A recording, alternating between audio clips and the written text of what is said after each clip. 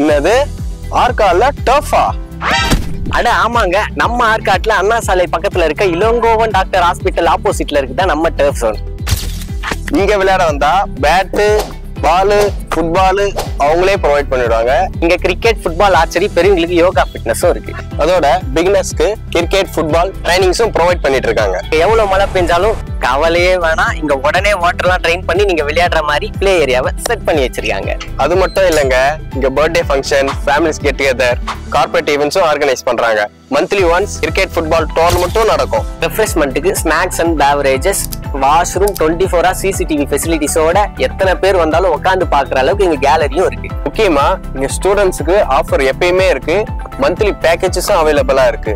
Book பண்ணணும்னு நினைச்சீங்கன்னா app மூலியமாவோ இல்ல நேர்லயோ வந்து புக் பண்ணி என்ஜாய் பண்ணுங்க.